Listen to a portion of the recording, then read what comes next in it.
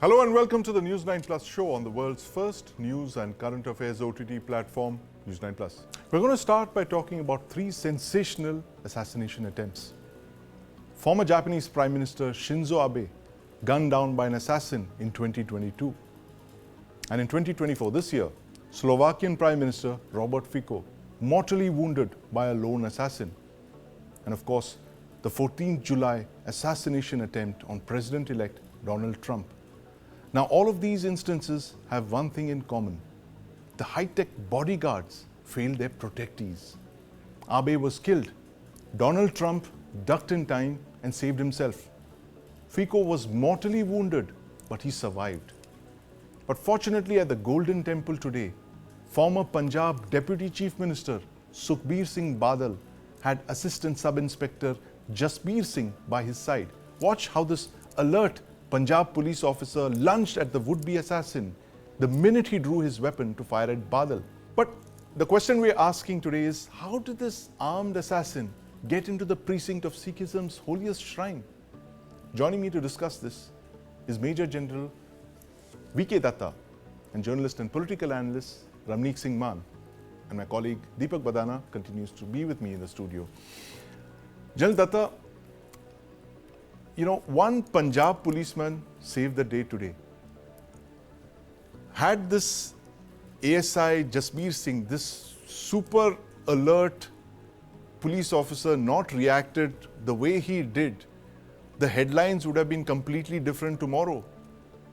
Former Punjab Chief Minister assassinated in the Golden Temple, enough to start a new wave of violence in Punjab. Yes, absolutely, Sandeep. I can say that this was a providential escape. A number of factors actually played in. If you see where Sukhbir Singh Badal is sitting and this person was next to him, had he not been looking where he was looking at that point in time, yes, maybe this person who had come to execute Sukhbir Singh Badal would have succeeded. Absolutely. It was just a question of those split seconds which saved the life of the target as we see it today. Right. And we must compliment the police officer who was responsible there for the security of Sukhbir Singh Badal, the ex-Chief Minister of Punjab. Yes. That he did not bother for his own safety. Yes. He lunged and caught hold of the hand in which this gentleman was holding the pistol, and the weapons which he actually fired, the bullets went up. Yes. They went up. Had not been held, the bullets may have struck the target. Absolutely. So, and split second reflexes, General Datta. Yes. Very brave policeman. And yes. Amazing work, amazing bravery, which I'm sure that he'll be awarded something for this act. And the only question comes into light now, yes, that in the past, if we go into the history of the Golden Temple, yes, and the militant movements which took place, weapons were taken into the Golden Temple, yes, and many people thereafter, whether it was during 1984 or subsequently during 1988, yes, heavy weapons were taken in. Right. So somehow or the other, we yes, should have a mechanism that nobody is able to walk in with a weapon on himself, or no weapon should be smuggled into the Golden Temple. Absolutely. And General Datta, I want to, read this report. Sorry to interrupt you, but I'm going to read out this report from newspaper report from June the 3rd, 2023, when, 3 low-intensity blasts went off near the Golden Temple. Now, the SGPC said that at all entry points of the temple, the task force of the SGPC is frisking devotees who enter the temple. Men are going to be checked randomly. And the SGPC has decided to install body and luggage scanners at all entrances. There are 50 high-resolution CCTV cameras being installed. All of this, you had a warning in 2023, and yet in 2024, you have a former Babar Khalsa international terrorist walking around with a weapon where he can freely target, the former Punjab Chief Minister. This is a security breach of the highest order, General Datta. As a nation and as a state, that is Punjab, because the security and the policing is a state subject. Yes. Therefore, it is the Punjab government, whichever is in chair at that point in time, or the current government, should make sure that the security of the Golden Temple and the sanctity is maintained. Yes. And no elements which have an idea or an agenda are permitted to enter the holy shrine and Yes, carry out any activity which will be detrimental to the entire Panth and to the name of the Khalsa. So absolutely. therefore, whatever is required to be done, whether they are scanners or whether they are what you call the metal detectors, which are not intrusive.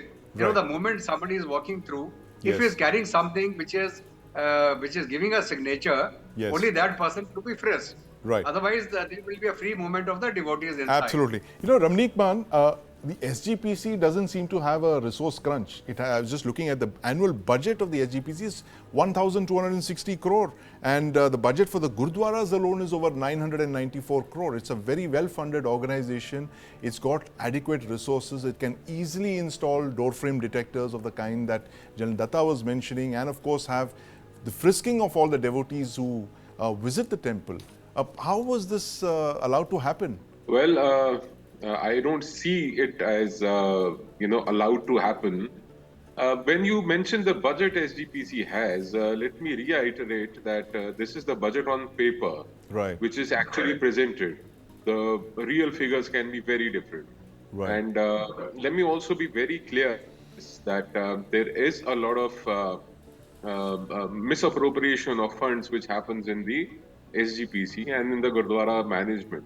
So, I mean, that apart, we're not discussing that today. Sure. Well, it is a very, very well-oiled machinery. It is something which has a lot of money, Yes. a lot of resources, a lot of manpower, and a lot of influence, whether it is social, political, or religious influence, not just in India, but overseas as well. So that is one reason why that the Akali leadership always wants to have a control over the SGPC. If you look Right. at the body today, Yes. it has been 12 long years Yes. since the last elections of the SGPC happened. Right. So when it comes to their answerability to the Sangat or the electorate per se, it is literally zero. So that is how, I look at it. Now, coming to Sukhbir Badal's attempted assassination, Yes. it is for the first time in 40 years that gunshots have been heard inside the premises of Darbar Sahib. Right. And the last time it happened in 1984 was not a very pleasant incident. Yes. And it actually took Punjab into a very, very dark state, a very dark time. Yes. Jinu assi Kala Daur kehne, we call it the dark times of Punjab. Yes. So had this assassination attempt been successful today, Yes. it would have actually caused a lot of turmoil, ripple, Right. and effect which would not have been, you can't actually comprehend what could have happened in Punjab. Yes. But this Narayan Singh Chaura, he belongs to Dera Baba Nanak, and Yes. his village is hardly half a kilometer from the international border. Yes. And he is somebody who's recordedly known as a terrorist, as a known bad element, as Yes. a gangster, and he has several cases of arms act against him.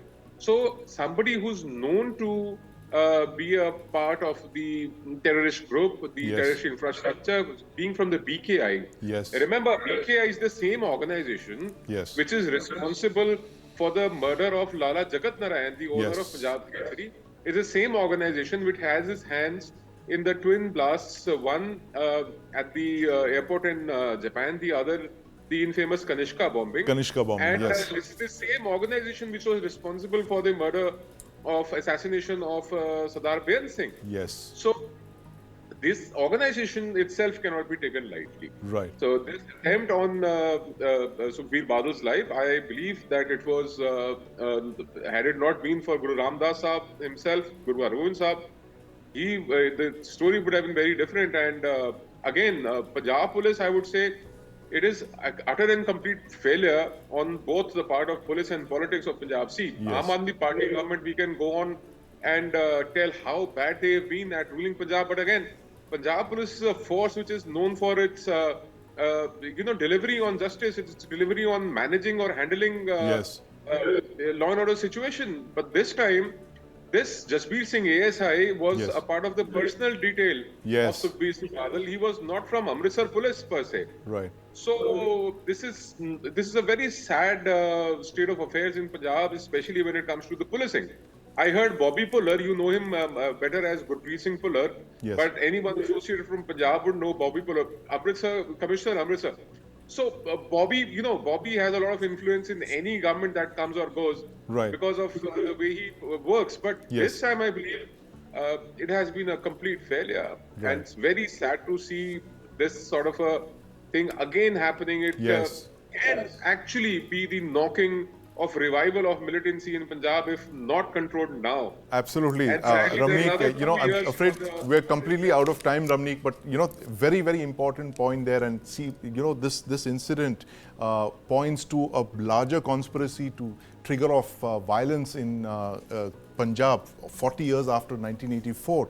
And it's all thanks to that very sharp and that very alert Assistant Sub-Inspector Jasbir Singh, who literally lunged with lightning reflexes and saved the former Punjab Chief Minister from certain assassination. And this is something, Deepak, I'm sure, security forces across the world, bodyguard forces would be looking at very closely, where, this one Punjab police officer, through his presence of mind and his lightning reflexes, literally saved the day, not for just Sukhbir Singh Badal and for Punjab, but also for India. I mean, just imagine the headlines which would have been caused even if the former Punjab Chief Minister had been injured. But it's all thanks to that one ASI of the Punjab Police who saved the day. But this is actually worrying because of the ease with which we just discovered this former terrorist who's been walking around one of Sikhism's holiest shrines with a weapon. Despite the fact that the SGPC seems to have promised to install security cameras and frisking and all of that. It's a complete colossal failure of security saved by just that one man on the ground, ASI Jasbir Singh. Thank you for watching. Bangladesh is seeing the resurgence of the ISI-backed Jamaat-e-Islami.